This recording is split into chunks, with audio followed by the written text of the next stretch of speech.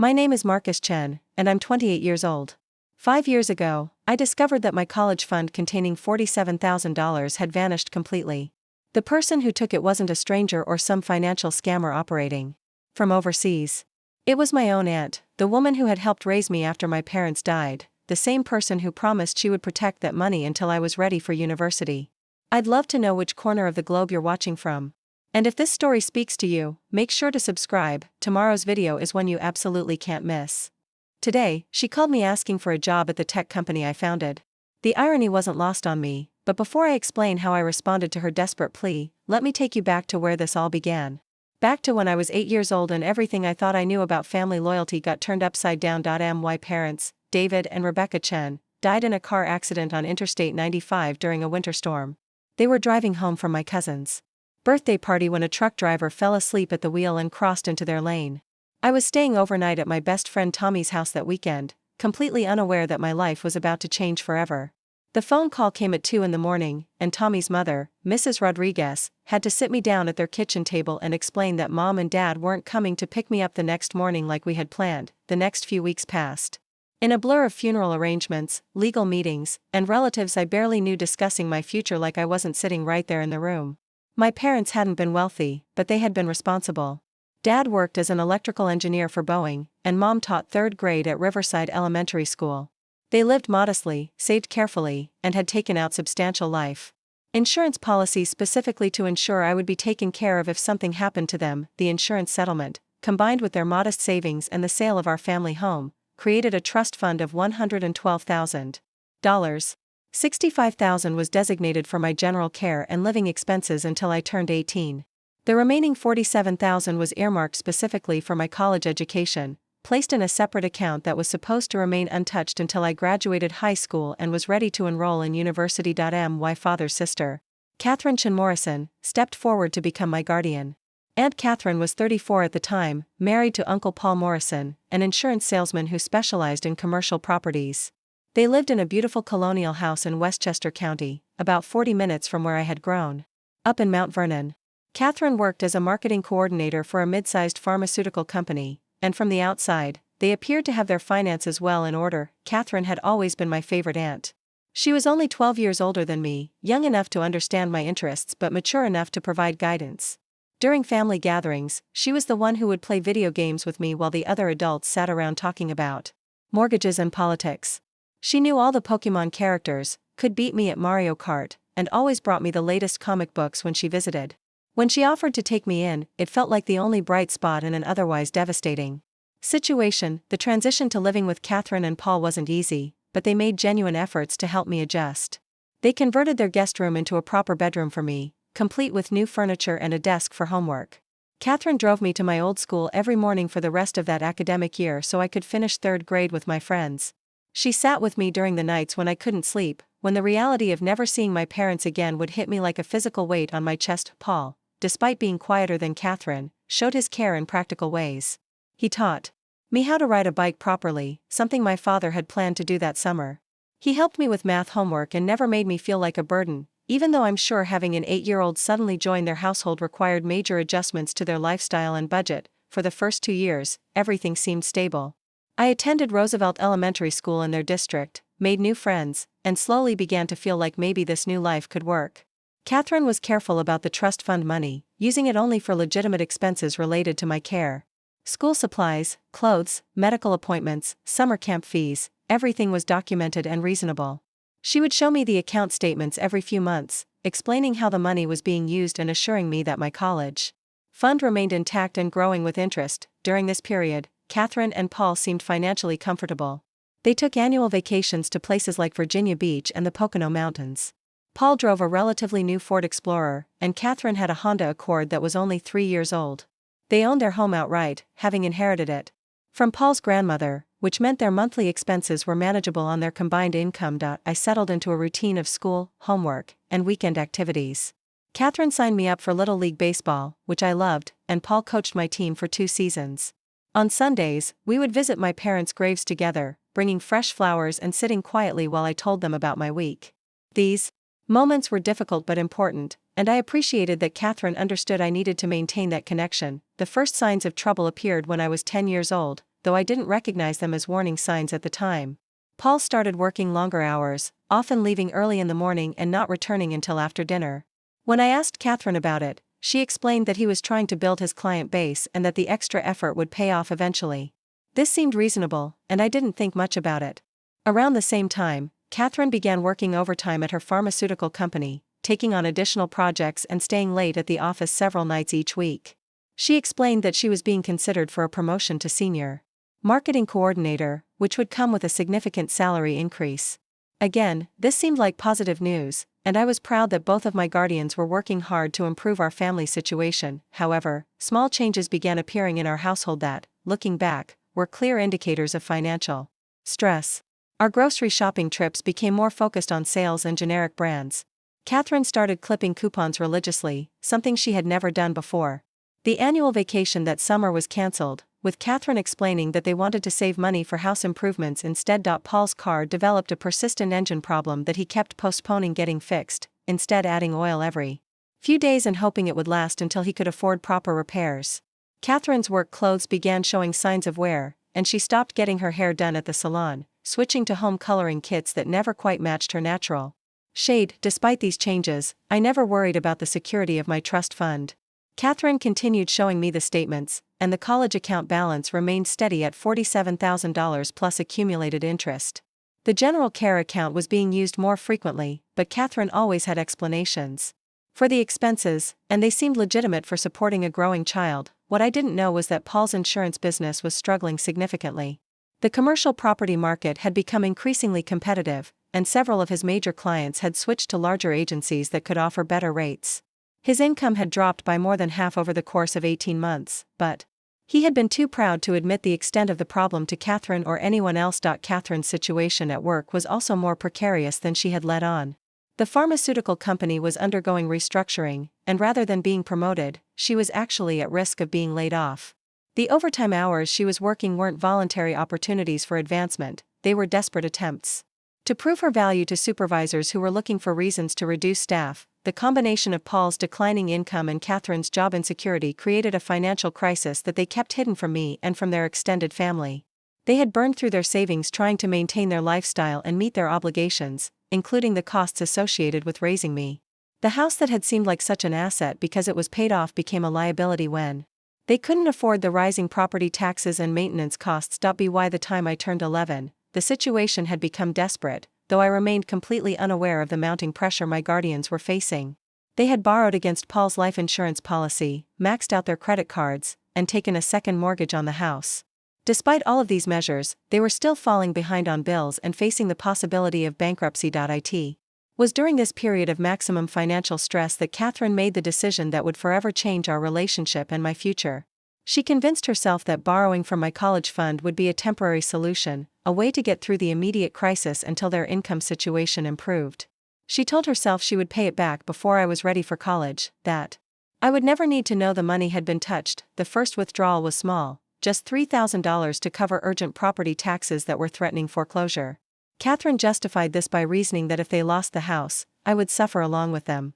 She planned to replace the money within 6 months, as soon as Paul landed a major new client he was pursuing. However, Paul's business situation continued to deteriorate, and Catherine's job became even more unstable. The $3,000 withdrawal was followed by another $5,000 to catch up on mortgage payments. Then $8,000 more to pay for emergency home repairs when the heating system failed in the middle of winter. Each time, Catherine promised herself it would be the last time, and each time she became more skilled at creating false documentation to hide the missing funds. What started as a desperate temporary measure became a pattern of systematic theft that continued for nearly 2 years. By the time I was 13 and starting 8th grade, the entire $47,000 college fund had been depleted, spent on everything from grocery bills to car repairs to minimum payments on credit cards that were funding their unsustainable lifestyle. The worst part wasn't just that the money was gone. The worst part was how easy it had become for Catherine to lie to me about it. She had become expert at creating fake account statements, using old letterhead and carefully doctoring the numbers to show a balance that no longer existed. When I would ask to see the college account statements, she would present these fabricated documents with the same casual confidence she had once shown when the money was actually there. During this time, I remained focused on school and my own development, completely trusting that the adults in my life were handling the financial responsibilities appropriately. I was getting good grades, had joined the debate team, and was starting to think seriously about which colleges I might want to attend. I would sometimes mention specific universities to Catherine, talking about their programs and requirements, and she would smile and nod and assure me that my college fund would cover whatever school I chose. The deception continued seamlessly through my freshman and sophomore years of high school. Catherine had become so comfortable with the lies that she even began embellishing them, telling me stories about how well the college account was performing and how the balance was growing beyond our expectations. She spoke confidently about investment returns and compound interest, using financial terminology she had learned from Paul to make her fabrications sound more convincing. A lot of love and effort went into bringing this story to life. If you're enjoying it, we'd be so grateful if you'd subscribe to our channel. Now, back to where we left off. Meanwhile, their actual financial situation had stabilized somewhat, but only because they had shifted all their expenses onto credit and borrowed money. Paul had taken a job with a larger insurance agency, accepting a lower commission rate in exchange for a steady base salary and benefits. Catherine had managed to keep her position at the pharmaceutical company, though her responsibilities had been reduced and her opportunities for advancement had evaporated. They were no longer in immediate danger of losing the house, but they were also nowhere near being able to repay the money they had stolen from my college fund. The debt had become just another monthly obligation, like their mortgage or car payments, except this particular debt was owed to their own nephew and would eventually come due when I graduated high school and expected to access the money for university expenses. As my junior year of high school began, I started receiving college recruitment materials and began the process of researching universities in earnest. I had maintained a 3.8 GPA and scored well on my preliminary SATs, which meant I had realistic opportunities at several competitive schools. I was particularly interested in studying computer science, drawn to programming and software development. In ways that reminded me of my father's analytical approach to engineering problems, Catherine watched my college planning process with what I now realize must have been growing dread.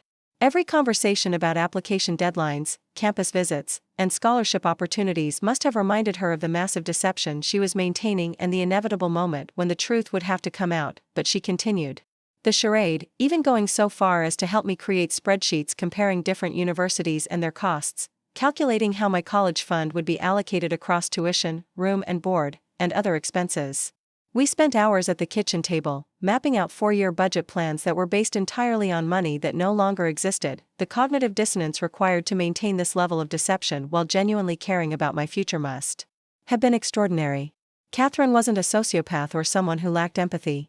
She was a woman who had made a series of increasingly desperate decisions and then found herself trapped in a web of lies that grew more complex with each passing month. Looking back, I can see moments when her mask almost slipped, when the stress of maintaining the deception became almost too much to bear. There were times when I would catch her staring at me with an expression I couldn't quite interpret, something that looked like sadness mixed with guilt. When I would ask if everything was okay, she would quickly smile and change the subject, but I remember feeling like there was something she wanted to tell me but couldn't bring herself to say. The truth finally came out during the spring of my senior year, just 2 months before graduation, in a way that was both sudden and devastating. But that revelation, and everything that followed, would transform not just my understanding of my family, but my entire approach to trust, responsibility, and what it really means to build something from nothing. The revelation came on a Tuesday morning in April, just 6 weeks before my high school graduation. I had been accepted to 3 universities: Carnegie Mellon for computer science, Boston University for engineering, and Rutgers as my safety school.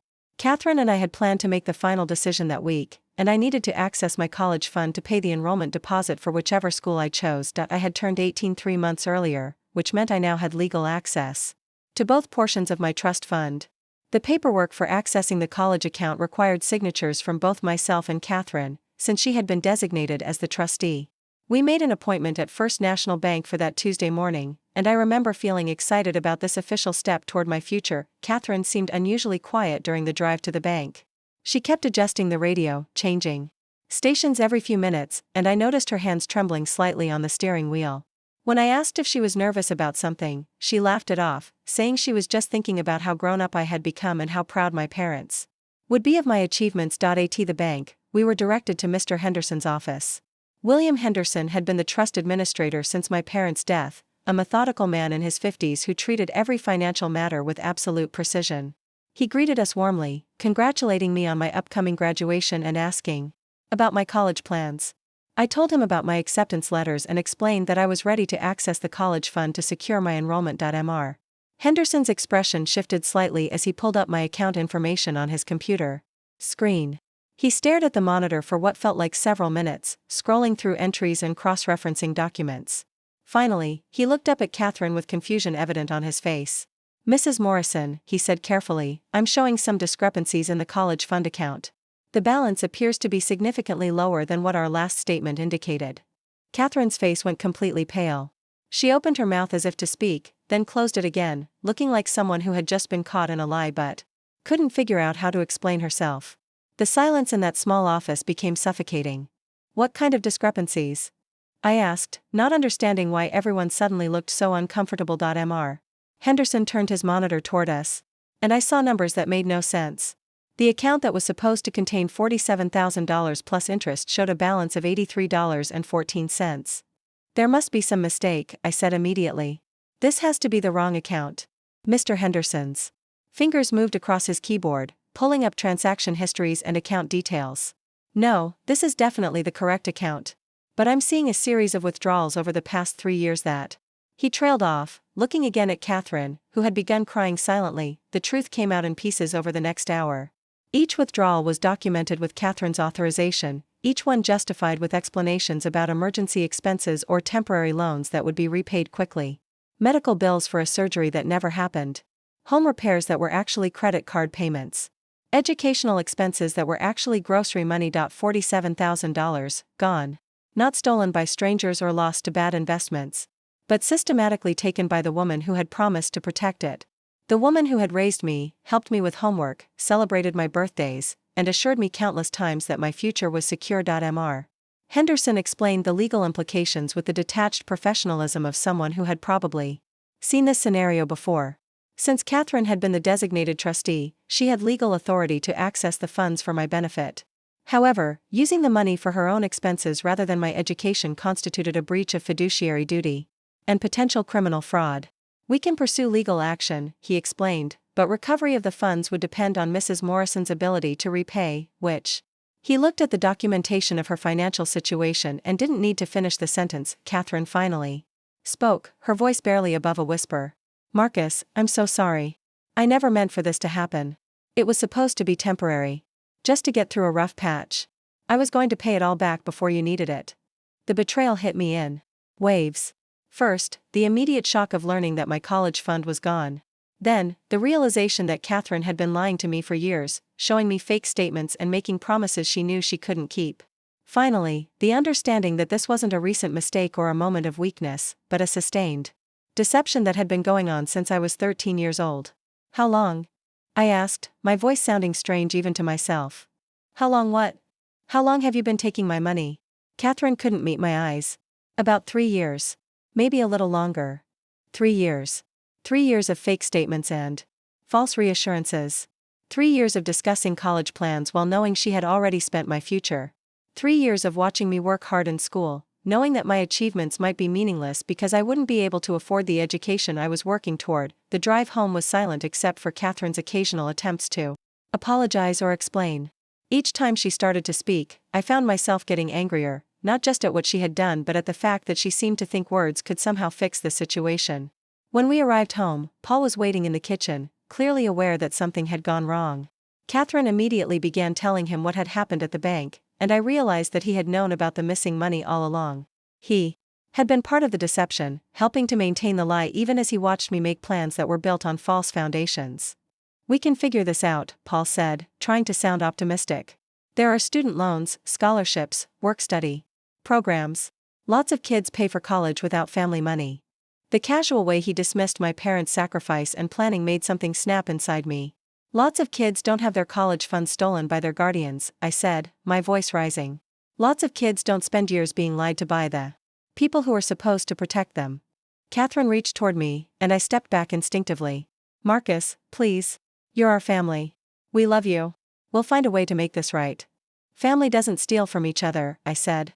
"And you can't make this right by pretending it's not that serious." That night, I sat in my room with my laptop, trying to understand what options remained available to me.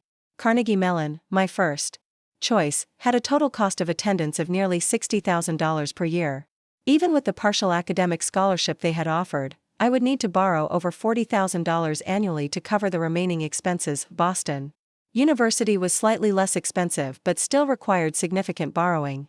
Rutgers, my safety school, was the most affordable option, but even there I would graduate with substantial debt that would limit my career choices and financial freedom for years to come. I researched student loan terms and discovered the harsh realities of educational debt. Interest rates that would compound over the 4 years of school. Monthly payments that would consume a significant portion of my entry-level salary. The possibility of spending decades paying for an education that should have been fully funded by my parents' careful planning. The next few days passed in a blur of difficult conversations and harsh realizations. Catherine and Paul repeatedly asked for my forgiveness, promising they would find ways to help with college expenses, but their own financial situation made such promises meaningless. They were still struggling to meet their current obligations and had no realistic prospect of repaying the money they had taken. I called Mr. Henderson to discuss legal options for recovering the funds. He explained that while criminal charges were theoretically possible, prosecutors rarely pursued cases involving family members unless there were aggravating circumstances. Civil litigation could potentially result in a judgment against Catherine and Paul, but collecting on that judgment would be nearly impossible given their financial circumstances. The reality, Mr. Henderson said bluntly, is that the money is gone, and your best option is to move forward with alternative plans for financing your education. Moving forward. As if it were that simple. As if I could just accept that years of trust and planning had been destroyed and focus on making the best of a bad situation. I spent hours walking around my neighborhood, trying to process what had happened and figure out what came next. During one of these walks, I found myself at the cemetery where my parents were buried. I sat beside their headstone and tried to imagine what they would want me to do. My father had been practical and methodical, someone who believed in working hard and planning carefully for the future. My mother had been more emotionally driven but equally committed to education and personal growth. Neither of them would have accepted Catherine's betrayal passively, but they also wouldn't have let it destroy my opportunities for success. That evening, I made several decisions that would shape the next phase of my life. First, I would accept the offer from Rutgers, which was affordable enough that I could cover most expenses through student loans and part-time work. Second, I would move out of Catherine and Paul's house as soon as possible, probably into a dorm room or shared apartment near campus.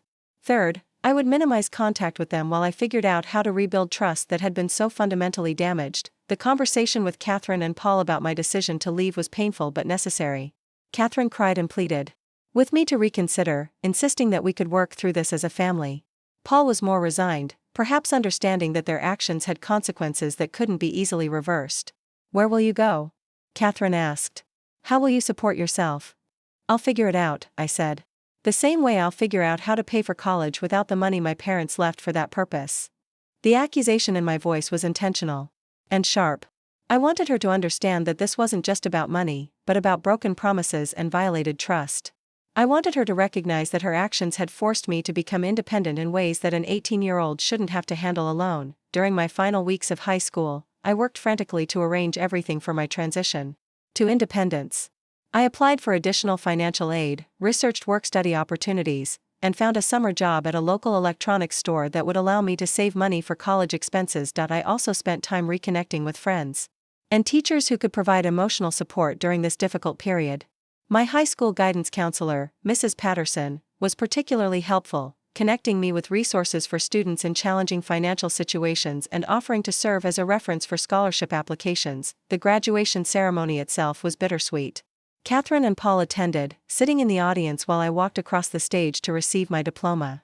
Afterward, they tried to celebrate with me, taking pictures and suggesting dinner at my favorite restaurant, but the festivities felt forced and hollow. That night, I packed my belongings and prepared to move out of the house that had been my home for nearly 10 years. As I looked around my room, I felt a complex mixture of sadness, anger, and determination.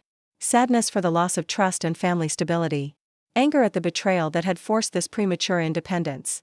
Determination to succeed despite the obstacles that had been placed in my path. Catherine knocked on my door as I was finishing packing. Marcus, I know you're angry, and you have every right to be. But please don't shut us out completely. You're still our family, and we still love you. I looked at her, this woman who had cared for me and betrayed me in equal measure, and tried to find words that would express the complexity of my feelings. Love isn't just about feelings, I said finally. It's about actions and choices and keeping promises. You made choices that showed me where I ranked in your priorities. The next morning, I loaded my belongings into my car and drove away from the house in Westchester County. As I watched it disappear in my rearview mirror, I felt like I was leaving behind not just a place, but an entire understanding of how the world worked and who could be trusted to keep their word. College at Rutgers became my proving ground. While other students worried about choosing electives or joining fraternities, I operated with laser focus on one objective: graduating debt-free and building a foundation for financial independence that no one could ever take away from me again. My freshman dorm room in Livingston Hall was a cramped double that I shared with Kevin Walsh, a pre-med student from Philadelphia whose parents had saved meticulously for his education. Kevin's biggest concern was deciding between organic chemistry and advanced biology for his spring semester.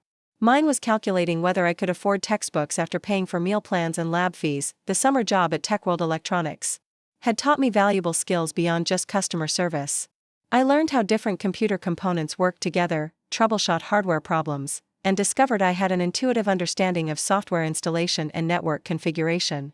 These skills became the foundation for my first college side business. Within 3 weeks of starting classes, I had posted flyers around campus offering computer repair and setup services. Fast, reliable tech support, student rates, became my unofficial motto.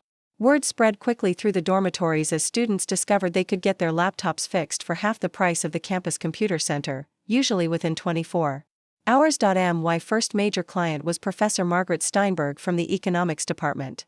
Her desktop computer had been infected with malware that made it virtually unusable, and the IT department had quoted her a 2-week turnaround for repairs. I cleaned her system in 4 hours, installed better antivirus software, and showed her how to avoid similar problems in the future.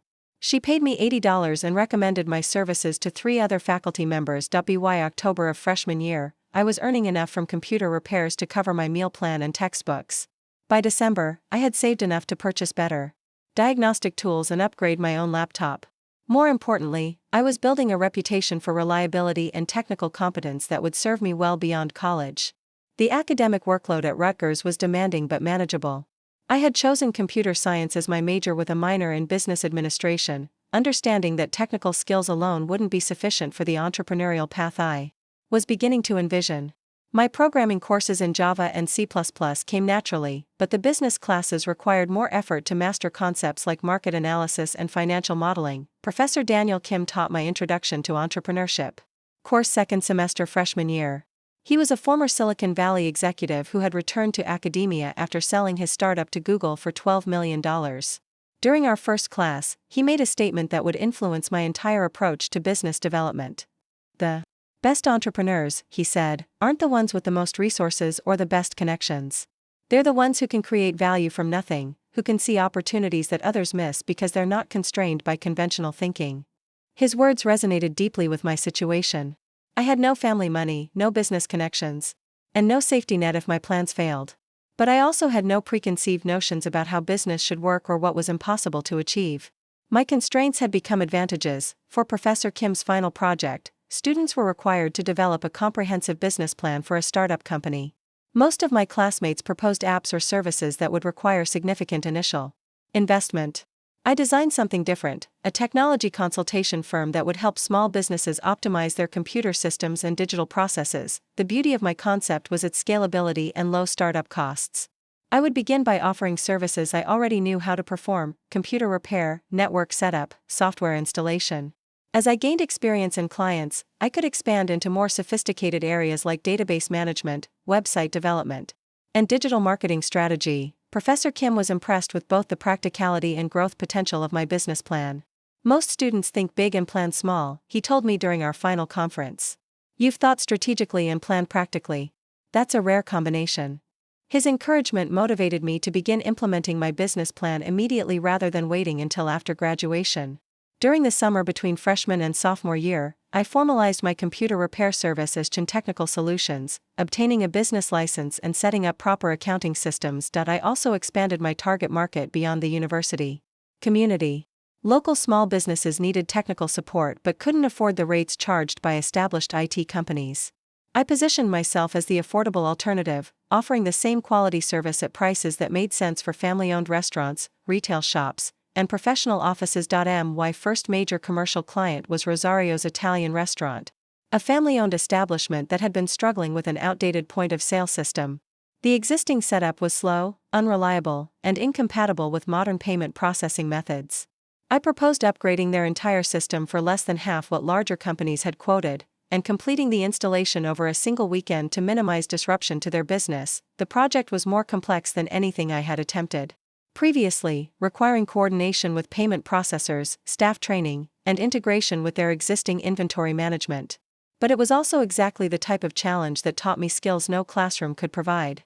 I spent 2 weeks researching POS systems, negotiating with vendors, and creating training materials. The installation went flawlessly. The new system processed orders twice as fast as the old one, accepted chip cards and mobile payments, and generated detailed sales reports that helped the owners understand their business patterns. Mr. Rosario was so pleased with the results that he recommended my services to 5 other local business owners. By the beginning of sophomore year, Technical Solutions was generating enough revenue to cover all my college expenses plus a modest salary. More importantly, I was learning practical business skills that complemented my academic coursework.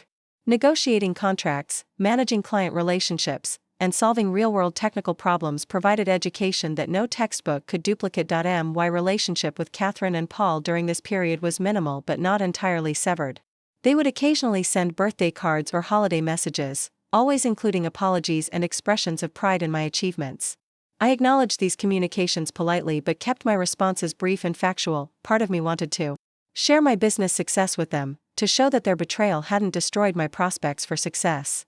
But a larger part of me understood that rebuilding trust would require more than professional achievements. It would require them demonstrating genuine understanding of how their actions had affected me and taking concrete steps to make amends. Junior year brought new challenges and opportunities. My computer science coursework became more specialized, focusing on advanced programming, database design, and software engineering principles. These technical skills enabled me to expand Technical Solutions into custom software development for small business clients. My first software project was an inventory management system for a local auto parts store. The owner, Frank Rodriguez, had been tracking inventory manually using spreadsheets that were constantly outdated and prone to errors. He needed a system that could monitor stock levels, generate reorder alerts, and integrate with his suppliers' electronic catalogs. Building custom software was significantly more complex than hardware repair or system installation. It required understanding the client's specific business processes, designing user interfaces that non-technical employees could navigate easily, and creating robust systems that wouldn't fail during busy periods. The project took 4 months to complete, working evenings and weekends around my class schedule. I learned database programming, user interface design, and project management skills that would prove invaluable throughout my career. When the system launched successfully, Frank's efficiency improved dramatically, and he saved enough on inventory costs to recover his investment within 6 months. Word about my software capabilities spread through the local business community. Soon I was fielding requests for custom applications from restaurants, retail stores, and service companies. Each project taught me new technical skills while generating revenue that I invested back into better equipment and development tools. By senior year, Technical Solutions employed 3 part-time student developers and served over 40 regular clients. We had evolved from a simple computer repair service into a comprehensive technology consulting firm that specialized in affordable solutions for small businesses. The business success was gratifying, but it also created an unexpected problem. I was becoming too busy to focus properly on my final coursework. My grades remained strong, but I found myself constantly juggling client deadlines with academic obligations. Something had to give, and I was forced to make a decision that would define my post-graduation plans. Professor Kim, who had become an informal mentor, suggested I consider declining new client projects and focusing on completing my degree with the highest possible GPA.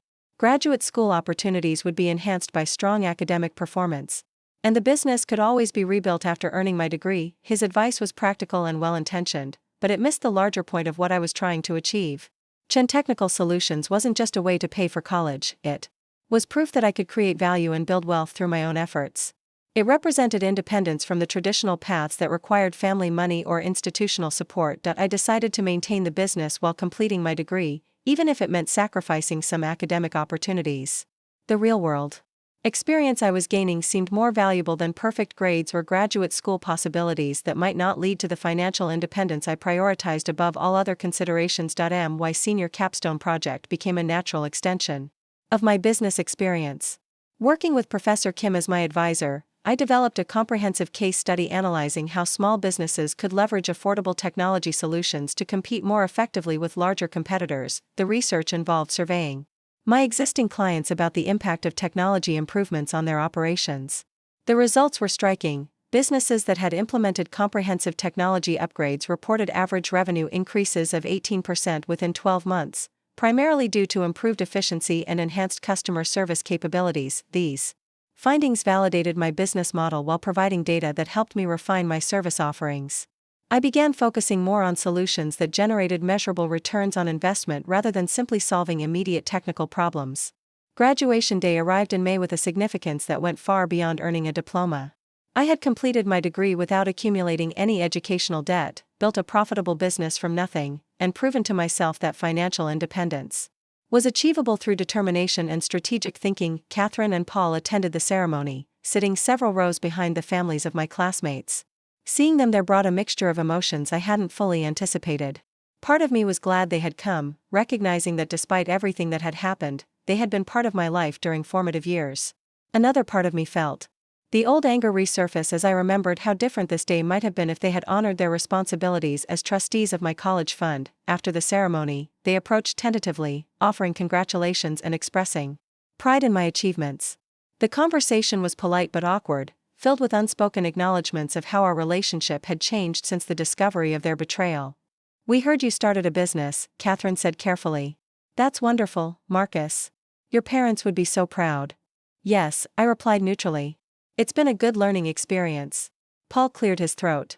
"Marcus, we know things have been difficult between us, but we want you to know that we're genuinely happy for your success. You've accomplished so much on your own." Their words were sincere, but they also highlighted the fundamental issue that remained unresolved between us. I had succeeded not because of their support, but despite their betrayal. They seemed to want credit for my achievements without acknowledging their role in making those achievements necessary for my survival. The conversation ended with vague promises to stay in touch and congratulations that felt more obligatory than heartfelt. As I watched them walk away across the campus quad, I realized that my relationship with them had become something entirely different from what it had been during my childhood. They were no longer family in any meaningful sense, but they weren't quite strangers either.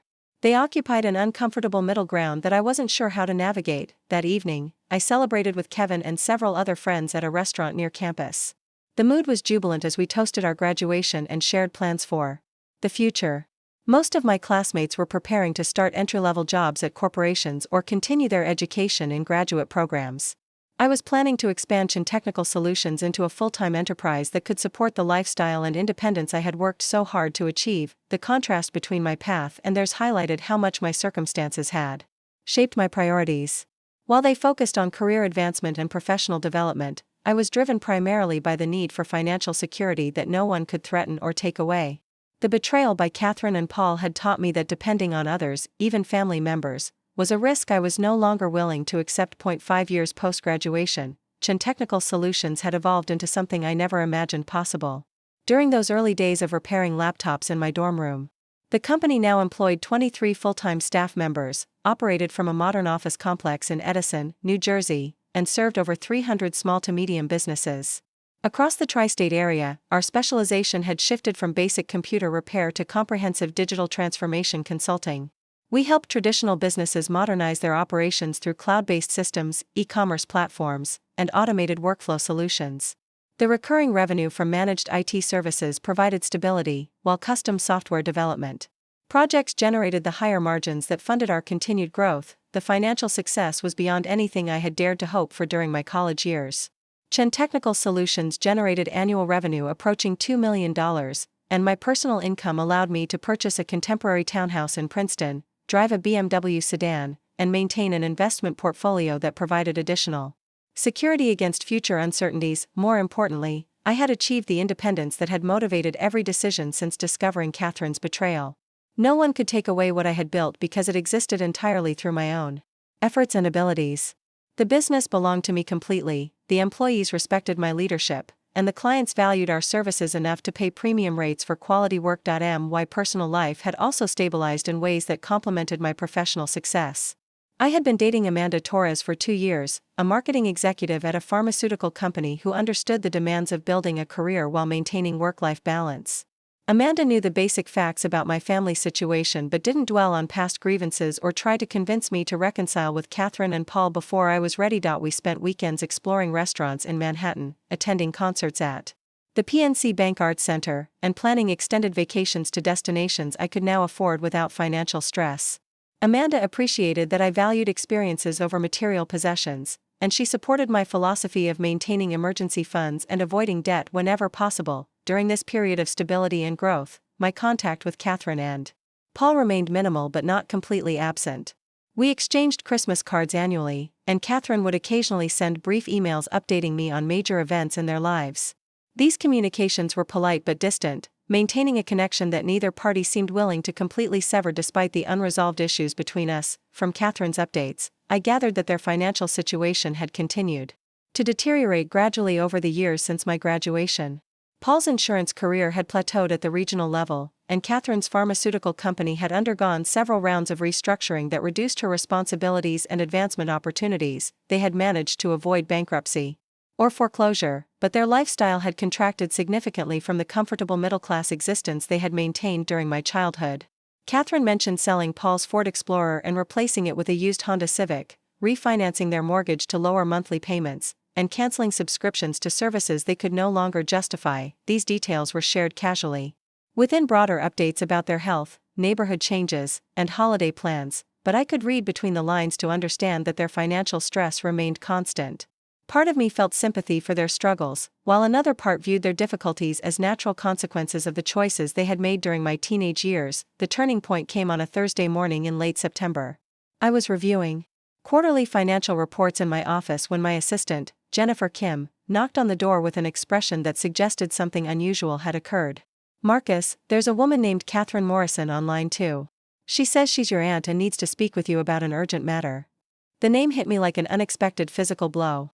Catherine had never called my office before, and the fact that she was reaching out during business hours suggested something significant had changed in her circumstances. I asked Jennifer to hold my calls and picked up the phone with genuine curiosity about what could have prompted this contact. "Hello, Catherine. Marcus, thank you for taking my call. I know this is unexpected, and I hope I'm not interrupting anything important." Her voice sounded older than I remembered, with a quality that suggested stress or exhaustion. The confident tone I associated with her from my childhood had been replaced by something more tentative and uncertain. "What can I help you with?" I asked, keeping my tone professional but not hostile. "Well, She paused, and I could hear her taking a deep breath. "I heard about your business success through some mutual acquaintances, and I wanted to congratulate you. Chen Technical Solutions, right? It sounds like you've built something really impressive." "Thank you," I replied, unsure where this conversation was heading.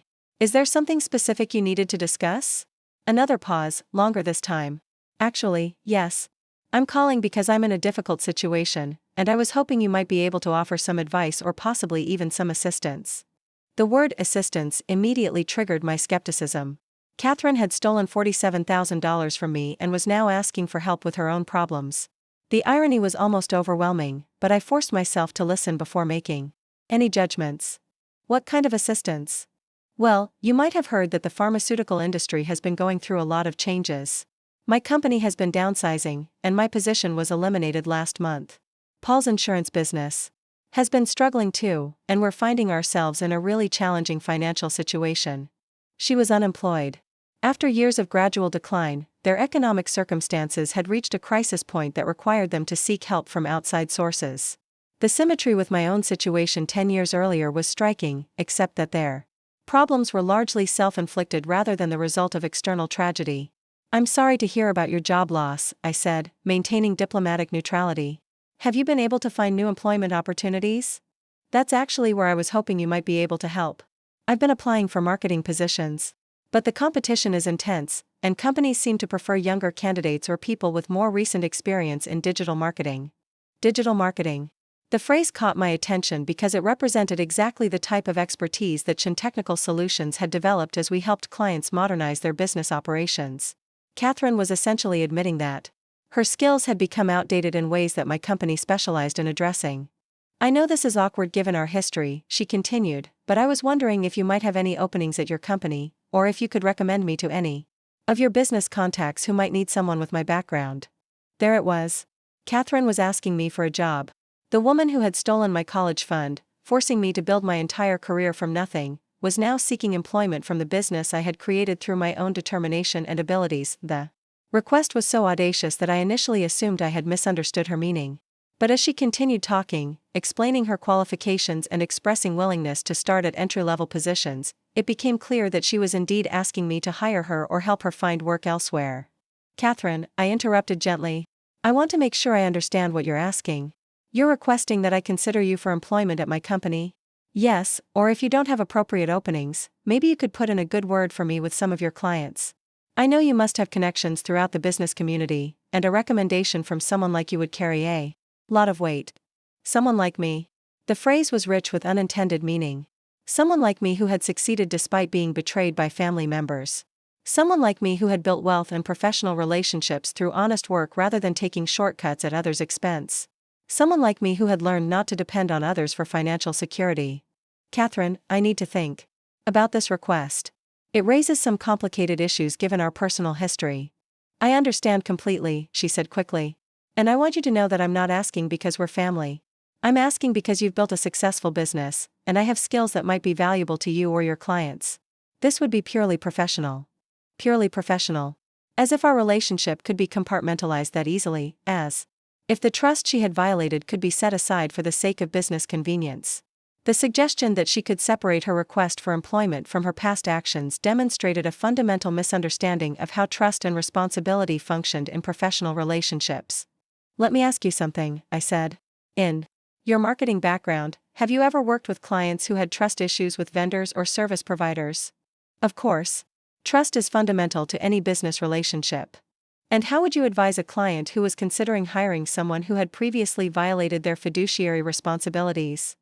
The silence that followed was heavy with recognition. Catherine understood exactly what I was implying, and she knew that her own professional advice would be to avoid such arrangements regardless of the personal relationships involved. Marcus, I know I made terrible mistakes when you were younger. I've regretted those decisions every day since then. But I'm hoping you can see past those mistakes and judge me based on my professional qualifications. The problem is that your professional qualifications include being entrusted with someone else's financial assets and systematically stealing them over a period of years. That's not a mistake, Catherine. That's a pattern of behavior that demonstrates fundamental character flaws. My words were harsh but accurate. I wasn't trying to be cruel, but I needed her to understand that actions have consequences that extend far beyond the immediate circumstances in which they occur. Her betrayal hadn't just cost me money, it had revealed aspects of her character that made her unsuitable for positions requiring trust and responsibility. I understand why you feel that way, she said, her voice becoming defensive. But that was a completely different situation. I was desperate, and I made poor choices under extreme pressure. That doesn't mean I would ever do anything inappropriate in a professional context. How is this different? You're desperate now, and you're asking me to trust you despite knowing that you've violated trust before when circumstances became difficult. Catherine's breathing became audible over the phone. I could sense her struggling to find arguments that would convince me to overlook her past actions, but we both knew that such arguments didn't exist. Trust, once broken, couldn't be restored through explanations or promises of better behavior. What would it take for you to consider helping me? She asked finally. The question forced me to examine my own motivations and values. Part of me wanted to help her simply because she was struggling and had been part of my life during important formative years. Another part of me recognized that enabling her avoidance of consequences would be both personally unwise and professionally irresponsible. Catherine, I think you misunderstand the nature of our relationship. You're not asking a family member for help. You're asking someone whose trust you violated to put their professional reputation at risk by vouching for your character. Those are very different requests. But we are family, Marcus. Despite everything that happened, I helped raise you for 10 years. That has to count for something. It counted when I was 18 and had no other options. It doesn't count now, when I have the ability to choose who I associate with professionally. The conversation continued for another 15 minutes, with Catherine alternating between appeals to family loyalty and attempts to convince me that her employment skills outweighed her character deficiencies. I listened politely but remained firm in my position that hiring her or recommending her to clients would be inappropriate given our history. Eventually, Catherine's tone shifted from hopeful to frustrated to somewhat bitter. "I guess I shouldn't be surprised," she said. "You've always been stubborn, even as a child. I suppose you're going to hold one mistake against me for the rest of my life." "One mistake," I repeated. "Catherine, you stole my entire college fund. Over a period of 3 years and lied to me consistently throughout that time. That's not one mistake. That's a sustained pattern of deception and theft." "Fine," she snapped. "I get it. You're successful now, and you don't need us anymore.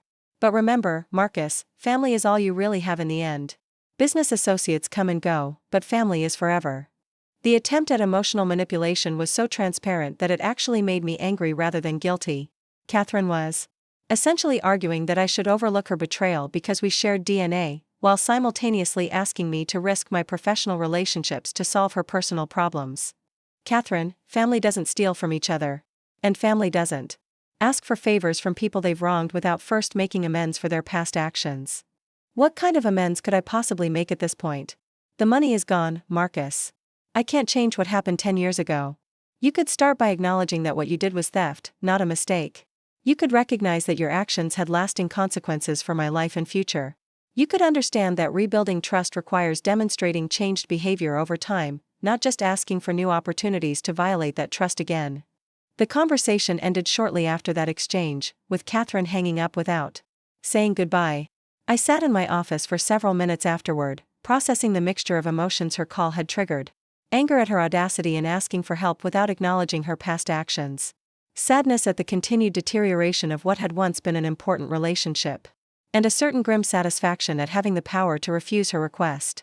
After years of being powerless to prevent her betrayal, Jennifer knocked on my door an hour later to remind me about a client meeting. As I gathered my materials and prepared to focus on legitimate business matters, I realized that Catherine's call had actually reinforced my commitment to the principles that had guided my success. Trust was earned through consistent actions. Over time, character was revealed through behavior under pressure. And past actions were indeed predictive of future behavior when patterns of decision-making remained unchanged. The woman who had stolen my college fund was now asking me to trust her with my professional reputation. The irony was perfect, and my answer had been exactly what her own actions had taught me it should be. The weeks following Catherine's phone call brought an unexpected escalation that transformed our private family conflict into something much more public and damaging. What started as a simple refusal to help with employment became a campaign of harassment that threatened both my personal peace and professional reputation. 3 days after our conversation, Catherine called my office again. Jennifer informed me that she had requested another meeting, claiming she had additional information that might change my perspective on her employment request. I instructed Jennifer to politely decline the meeting and suggest that Catherine communicate through email if she had new information to share. The email arrived that evening, and its tone was markedly different from our phone conversation. Instead of the somewhat desperate but respectful approach she had taken initially, Catherine had adopted an accusatory stance that blamed me for being vindictive and unreasonable. "Marcus," the email began, "I've been thinking about our conversation. And I believe you're allowing your personal feelings to cloud your professional judgment. I have 20 years of marketing experience and could be a valuable asset to your company. Your refusal to even consider my qualifications suggests that you're more interested in punishing me than in making sound business decisions." The email continued for 3 paragraphs, outlining her professional accomplishments and suggesting that my success had made me arrogant and unsympathetic to others' struggles. She concluded by requesting a face-to-face meeting where she could present her qualifications properly and address any concerns I might have about her character. I didn't respond to the email immediately, hoping that ignoring her overtures would signal clearly that I wasn't interested in further discussions about employment. However, Catherine interpreted my silence as an invitation to escalate her efforts rather than abandon them. The next Monday morning, she appeared at my office without an appointment, asking to speak with me about urgent family matters. Jennifer, following our established protocols for unscheduled visitors, explained that I was in meetings all day but could schedule an appointment for later in the week if the matter was genuinely important. Catherine insisted that the matter couldn't wait, and asked to speak with Jennifer's supervisor. When Jennifer explained that she reported directly to me, Catherine became increasingly agitated, raising her voice and attracting attention from other employees who were arriving for work. "This is ridiculous," Catherine declared loud enough for several people to hear. "I'm his aunt, and he's avoiding me because he's too proud to help family members who are going through difficult times." Jennifer handled the situation professionally, offering to take a message and promising that I would receive it promptly. But Catherine's outburst had achieved its intended effect of creating a scene that made other employees curious about the nature of our family dispute. I reviewed security camera footage of the incident later that day and was struck by how calculated Catherine's behavior appeared. She had positioned herself in the main lobby where her voice would carry to the greatest number of people, and she had spoken loudly enough to ensure that her accusations about my character would be overheard by employees and clients. This pattern continued for the next 2 weeks. Catherine would call the office at different times of day, sometimes speaking with Jennifer and sometimes with other staff members who answered phones. She consistently presented herself as a family member who was being treated unfairly by someone who had become successful and forgotten his roots. The phone calls were accompanied by emails that grew increasingly manipulative and desperate. Catherine began invoking memories of my childhood, reminding me of times when she had supported me during difficult periods after my parents' death. She described her current financial situation in dramatic terms, suggesting that my refusal to help might result in foreclosure on their home. "Paul and I are facing the possibility of losing everything," one email read. "We've never asked you for money or special treatment, just a chance to prove that I can contribute meaningfully to your business success. Your parents would be ashamed of how you're treating the people who raised you." The reference to my parents' potential shame was particularly manipulative, but it also revealed how fundamentally Catherine misunderstood both my motivations and my parents' values. My parents had taught me to work hard, plan carefully, and take responsibility for my decisions. They would have been proud of my refusal to enable someone who had violated their trust and stolen money they had saved for my education. The situation reached a crisis point when Catherine began contacting my clients directly. I discovered this when Rebecca Martinez, the owner of Martinez Accounting Services, called to ask about a woman who had approached her claiming to be my aunt and requesting employment references. "She seemed nice enough," Rebecca explained, "but something felt off about the whole conversation. She knew a lot about your business and your clients, which was impressive, but she also seemed very bitter when she talked about your relationship. I thought you should know that she's using your name to contact other business owners." Rebecca's call was followed by similar reports from 3 other clients over the next 2 days. Catherine had obtained their contact information somehow, probably through the client testimonials on our company website, and was systematically reaching out to them with increasingly elaborate stories about our family relationship and her employment qualifications. The most disturbing report came from David Kim, who owned a chain of automotive repair shops. Catherine had approached him not just for employment references, but with suggestions that Chin Technical Solutions was overcharging for services and that she could provide similar consulting work at lower rates. She basically pitched herself as a cheaper alternative to your company, David explained during our emergency phone call. She claimed that family connections gave her inside knowledge of your business processes and pricing strategies. I told her I wasn't interested, but I thought you should know that she's actively trying to compete with you using information about your operations. This revelation transformed the situation from personal harassment to potential business interference. Catherine wasn't just asking for help, she was attempting to damage my relationships with existing clients while using knowledge of my business practices to position herself as a competitor. I scheduled an emergency meeting with my attorney, Robert Phillips, to discuss legal options for addressing Catherine's behavior. Robert had handled the incorporation of Chin Technical Solutions and was familiar with both my business operations and the basic facts about my family situation. "Based on what you're describing," Robert explained, "we have several potential legal claims. The harassment could support a restraining order, and the client interference might constitute tortious interference with business relationships. The fact that she's using confidential information about your pricing and processes could also support claims for unfair competition." However, Robert cautioned that legal action would likely escalate the conflict rather than resolve it quietly. Family disputes that become public court cases tend to generate negative publicity for everyone involved. Restraining orders require detailed testimony about the underlying conflict, which means your business success story becomes mixed with accusations about family dysfunction. The legal consultation forced me to confront the reality that Catherine's campaign was succeeding in one important respect: she was making our private family conflict into a public business issue that required my attention and resources to address. Even if I ultimately prevailed in court, the process would consume time and energy that should be focused on growing my company. That evening, I discussed the situation with Amanda over dinner at our favorite restaurant in Princeton. Amanda had observed my increasing stress over the past few weeks but hadn't understood the extent of Catherine's harassment campaign until I shared the full details. "This is insane," Amanda said after I finished explaining the client contacts and potential legal implications. "She stole your college money, and now she's trying to sabotage your business because you won't give her a job? How does someone become that entitled?" Amanda's perspective helped clarify my own thinking about the situation. Catherine's behavior wasn't just desperate or misguided, it was fundamentally narcissistic. She believed that her needs justified any actions she took to meet them, regardless of how those actions affected other people. The question is what you're willing to do to make it stop, Amanda continued. You could hire her just to end the harassment, but that would reward her bad behavior and probably lead to bigger problems down the road. Or you could fight it legally and risk having your personal business become public knowledge. Neither option was appealing, but Amanda was right that I needed to choose a strategy rather than simply hoping Catherine would eventually give up her campaign. Her escalation pattern suggested that ignoring her would only lead to more aggressive tactics. The decision point came the next morning when Jennifer informed me that Catherine had called 6 times before 9 a.m., becoming increasingly agitated with each conversation.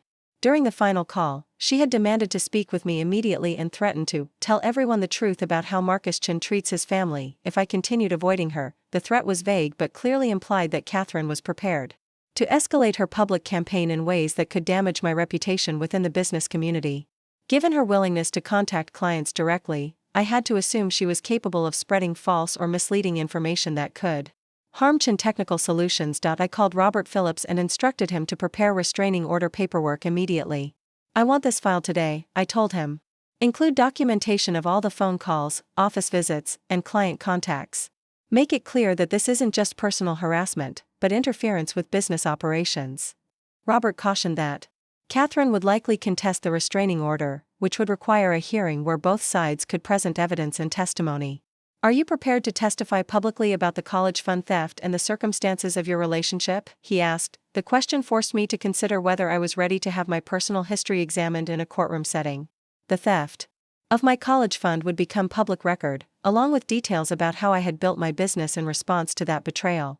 While I wasn't ashamed of my success story, I had never intended for it to become fodder for legal proceedings. Yes, I decided. I'm prepared to tell the truth about what happened and why her current behavior is a continuation of the same pattern of boundary violations that started when I was a teenager. That afternoon, I received a call from Paul Morrison, the first time I had spoken with him since my college graduation. His voice sounded tired and strained, and he began the conversation with an apology for Catherine's recent behavior. Marcus, I know Catherine has been bothering you at work, and I want you to know that I've been trying to get her to stop. She's not thinking clearly right now because of the job situation and the financial pressure we're under. Paul's call represented a different approach than Catherine's direct confrontation, but it was ultimately another attempt to manipulate me into providing assistance I had already declined to give. By positioning Catherine's harassment as a temporary result of stress, rather than a reflection of her character, Paul was essentially asking me to excuse her behavior and reconsider my refusal to help. Paul, the problem isn't Catherine's current stress level. The problem is that she's demonstrated a pattern of boundary violations that started with stealing my college fund and continues with harassing my employees and contacting my clients. I understand why you're angry about the college money, Paul replied. But that was years ago, and Catherine has changed since then. She's not the same person who made those mistakes. If she's changed, why is she trying to interfere with my business relationships? Why is she threatening to spread damaging information about me because I won't give her a job? Those are the same manipulative tactics she used when I was 18 and had no power to resist them. Paul was quiet for a long moment. What would it take to resolve this situation? Catherine is desperate, Marcus. We might lose the house if she doesn't find work soon. The conversation with Paul crystallized something important about the entire situation. Both Catherine and Paul were operating from the assumption that their financial problems created obligations for other people to help them, regardless of their past actions or current behavior. They had never internalized the concept that trust, once broken, required consistent effort to rebuild. Paul, I'm not responsible for resolving your financial problems. I'm especially not responsible for solving problems that exist partly because Catherine stole money that was meant to secure my own future. If you want this harassment to stop, convince Catherine to leave me and my business alone. And if she doesn't? Paul asked quietly. Then she'll discover that actions have consequences. Just like I discovered when I was 18 and had to rebuild my future without the college fund my parents had saved for me. I hung up feeling both sad and resolved. The conversation with Paul had reminded me of aspects of their characters that I had appreciated during my childhood, but it had also confirmed that they hadn't learned the fundamental lessons that their financial difficulties should have taught them about responsibility and accountability. The next morning, Robert Phillips filed the restraining order petition with detailed documentation of Catherine's harassment campaign. Within hours, Catherine called my office in a rage, screaming at Jennifer about legal papers she had just received and threatening to expose the truth about how Marcus Chen became successful. Her reaction to the legal action proved that my decision had been correct. Someone who was genuinely remorseful about past actions and sincerely seeking to rebuild trust would have recognized that a restraining order was a natural consequence of harassment behavior. Catherine's response was to escalate further, confirming that she viewed any boundaries I set as obstacles to be overcome rather than legitimate limits on her behavior. The battle lines were now clearly drawn. I had chosen to protect my business and my peace of mind through legal action, while Catherine had chosen to transform our family conflict into a public war that would test everything I had built since discovering her original betrayal. The restraining order hearing was scheduled for the following Wednesday at the Middlesex County Courthouse. I spent the weekend preparing my testimony with Robert Phillips, organizing documentation that would demonstrate the pattern of harassment Catherine had initiated since our first phone conversation about employment. The evidence was substantial and disturbing. We had compiled phone logs showing 47 calls to my office over 3 weeks, email printouts documenting her increasingly threatening communications, security footage of her disruptive behavior in our lobby, and statements from 5 clients who had been contacted without authorization. Most damning was a recording of her final voicemail message, left at 2:47 a.m. on the night before the legal papers were served. Catherine's voice was slurred with either alcohol or exhaustion, and her words revealed the depth of her resentment toward my success. "Marcus, you think you're so much better than us now, don't you? You think your little computer business makes you special. But I know the truth about you. I know that you'd be nothing without the 10 years Paul and I spent raising you and teaching you how to be a responsible adult. You owe us everything, and if you can't see that, maybe other people need to understand what kind of person you really are." The message continued for 3 more minutes, alternating between self-pity and veiled threats.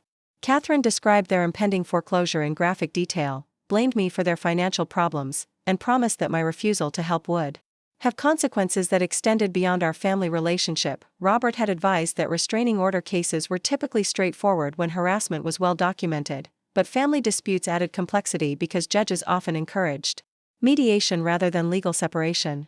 "The court will want to understand why you can't resolve this through family counseling or informal agreements," he explained. This meant I would need to testify not just about Catherine's recent behavior, but about the college fund theft that had destroyed our relationship years earlier.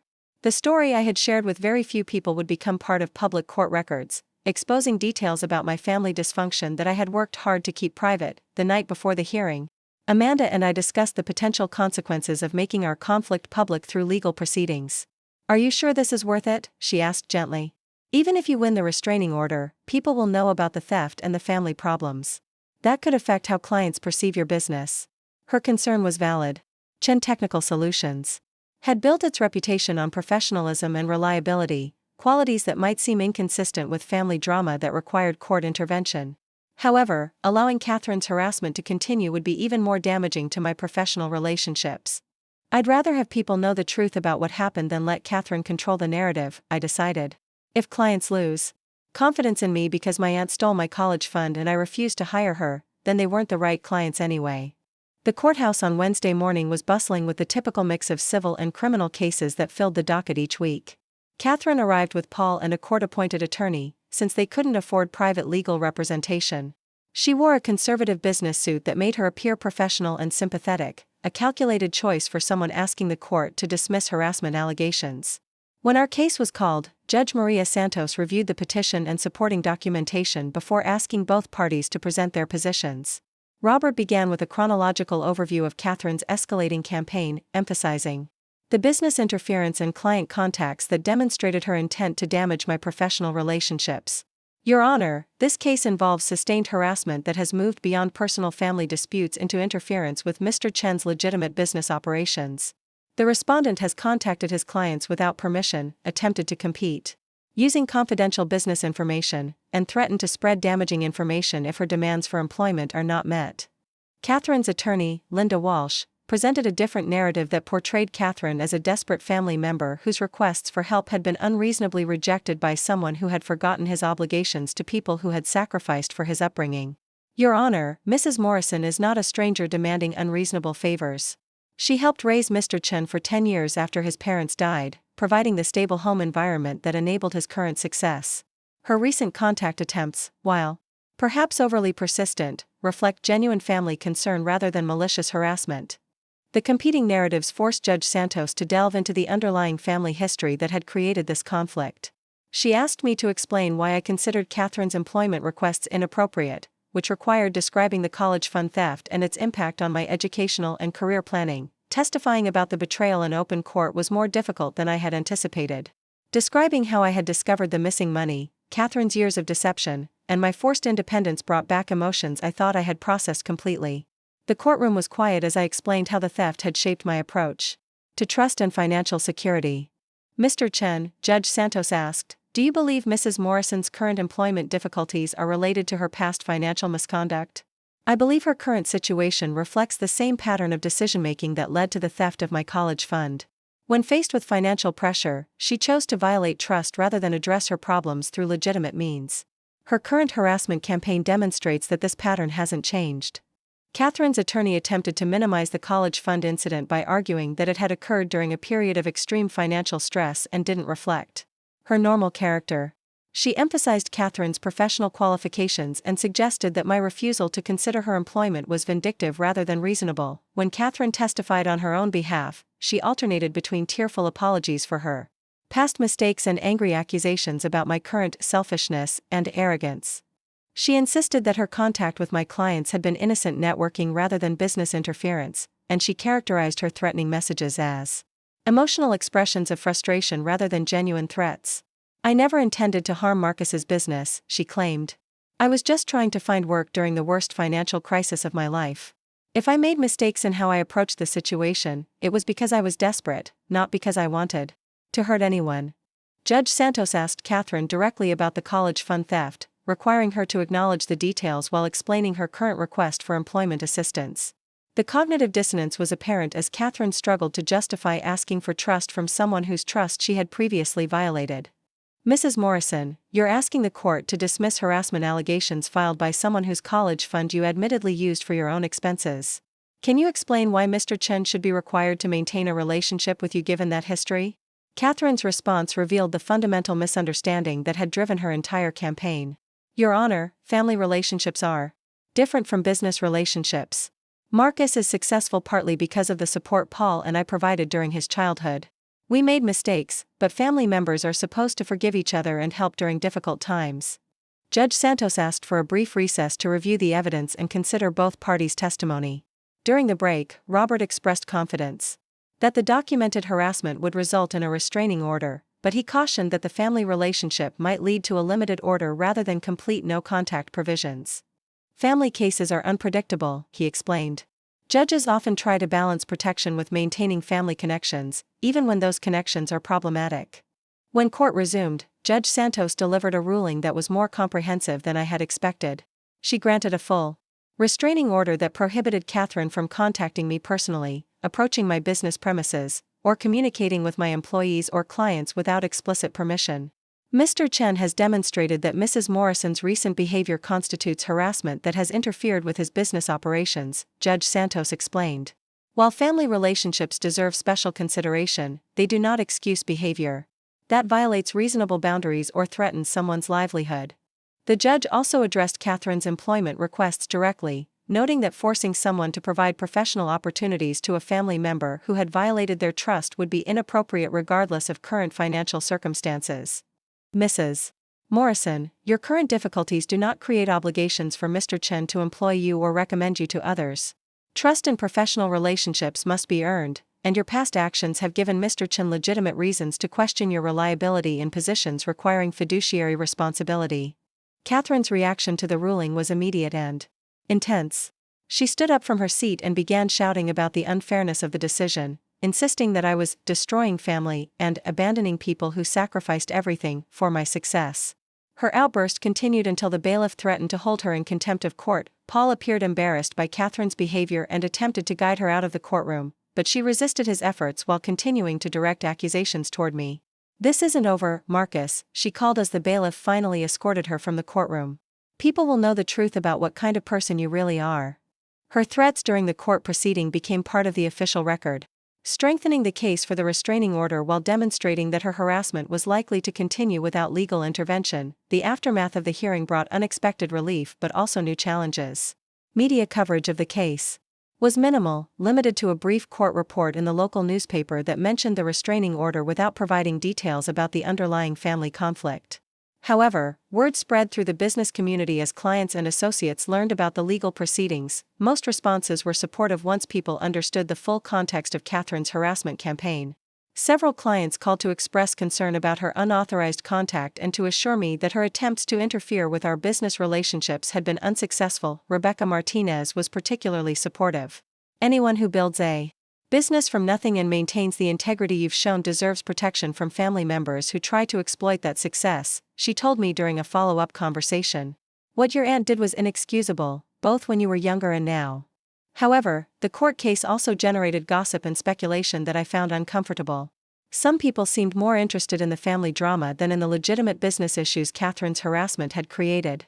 I realized that maintaining professional relationships would require addressing misconceptions about the conflict while avoiding defensive explanations that might generate more unwanted attention. Amanda proved invaluable during this period, helping me navigate social situations where people asked intrusive questions about the court case or expressed opinions about family obligations that demonstrated they didn't understand the full context of our relationship.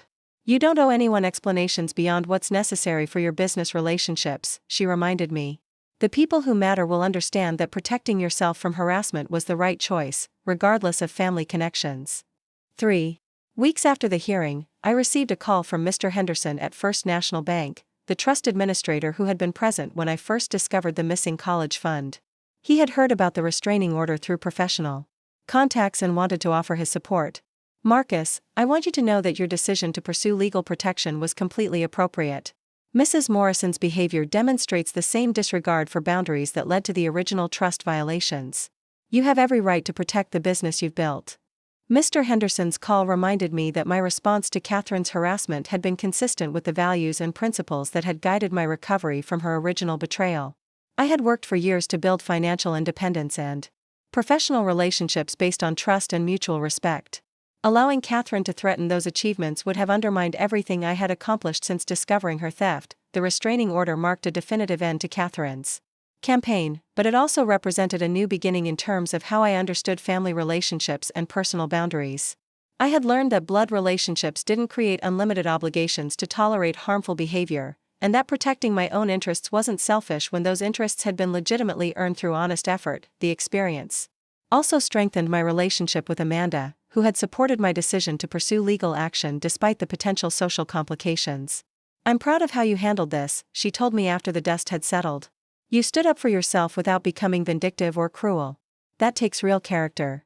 Looking back, the restraining order represented more than just legal protection from harassment. It represented my complete transformation from the vulnerable 18-year-old who had been forced to accept Catherine's betrayal to an adult who had the resources and confidence to defend his boundaries against anyone who tried to violate them. The scared young man who had once depended on Catherine's promises about his future had become someone who could look a judge in the eye and calmly explain why those promises had been worthless, and why protecting himself from further manipulation was both necessary and justified. 2 years after the restraining order, I received an unexpected piece of mail that would bring our story full circle. The envelope arrived on a Tuesday morning. Addressed in handwriting I recognized immediately despite not having seen it for years. Catherine had sent me a letter. My first instinct was to contact Robert Phillips about a potential restraining order violation, but the envelope bore a return address from Phoenix, Arizona, suggesting that Catherine and Paul had relocated across the country. The letter itself was postmarked legally, indicating she had maintained the geographic distance required by the court order. Amanda found me that evening sitting at our kitchen table, the unopened letter beside my laptop where I had been working on quarterly budget projections for Chin Technical Solutions. Are you going to read it? She asked gently. I'm not sure, I admitted. Part of me is curious about what she could possibly have to say after everything that happened.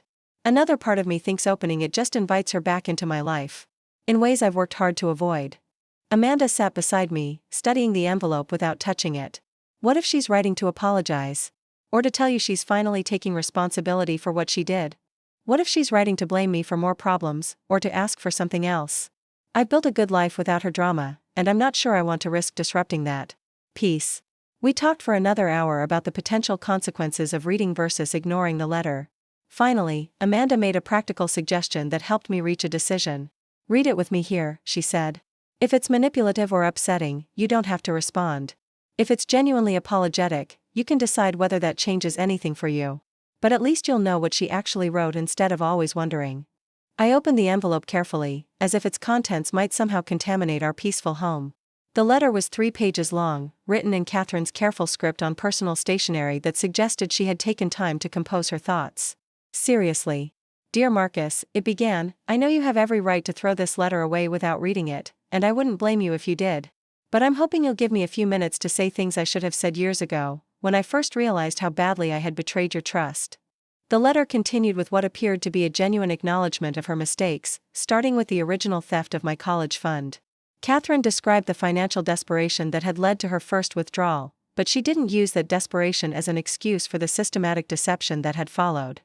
"I told myself that borrowing from your account was temporary," she wrote, "but that was a lie I told myself to avoid facing how serious what I was doing really was. Each time I took more money, I made the choice to protect myself at your expense. That wasn't desperation, that was selfishness."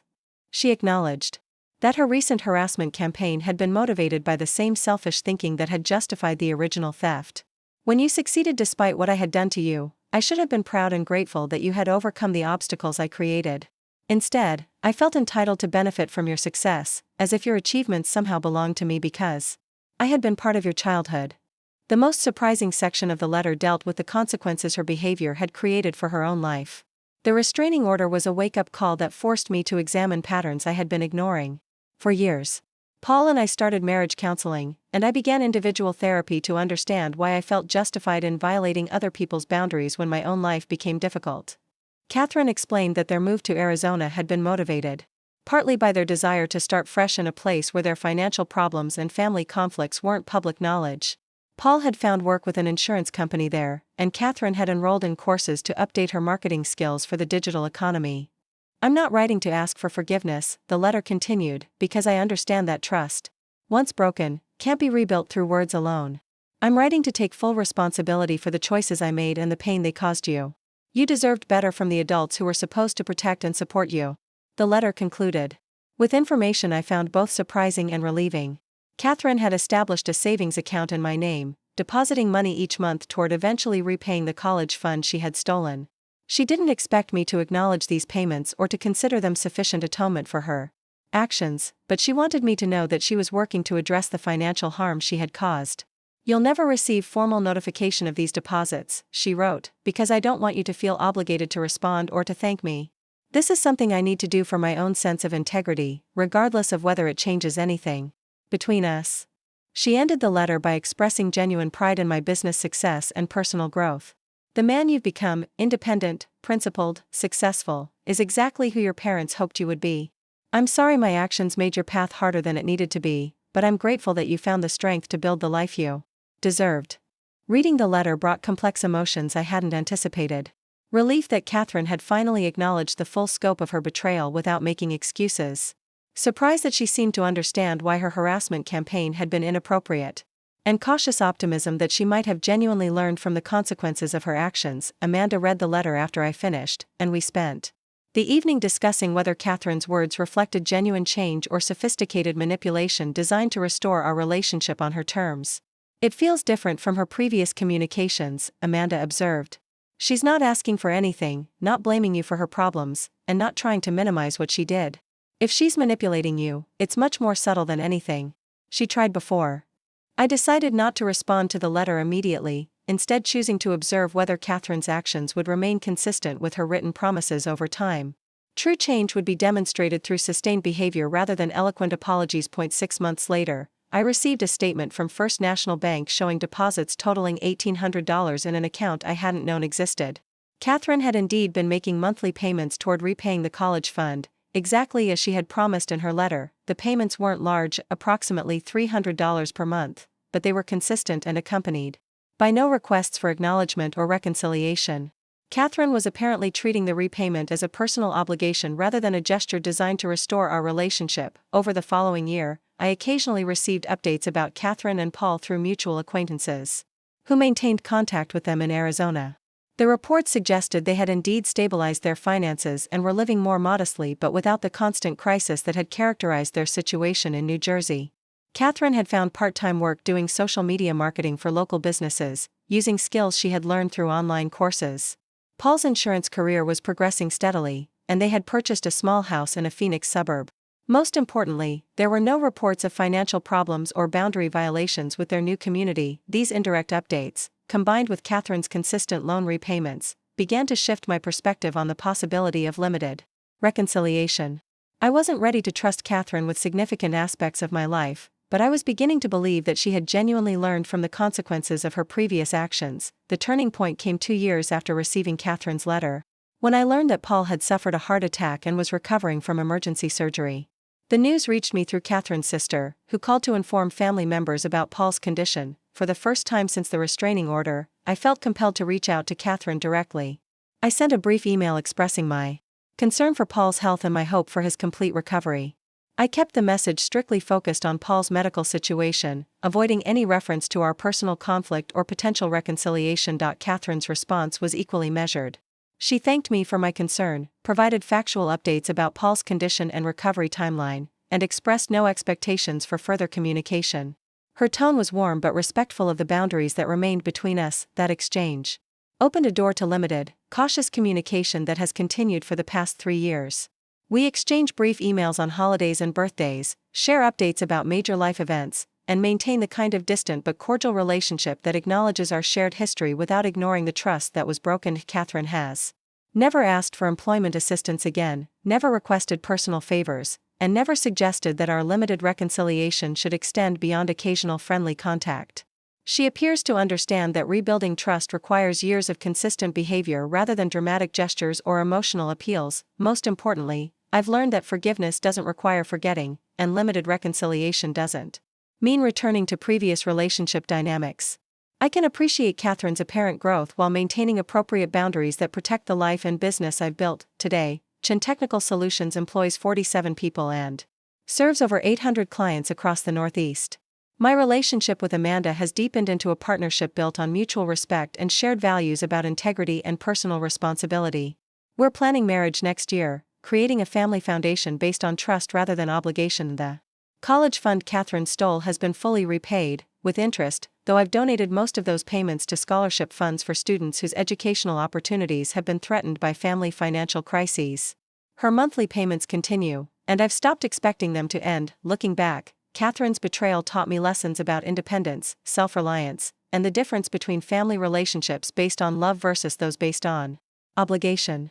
I wouldn't choose to repeat the experience, but I can honestly say it shaped me into someone stronger and more self-aware than I might have become otherwise. Sometimes the people who hurt us most also teach us the most important lessons about who we want to become. In Catherine's case, her worst actions inspired my best decisions, and for that unexpected gift, I find myself cautiously grateful. Looking for more? We've got 2 amazing stories ready for you right on screen. If this one touched you, these are absolutely worth your time. Click to watch them now. And hey, subscribe and hit that bell to never miss our latest uploads.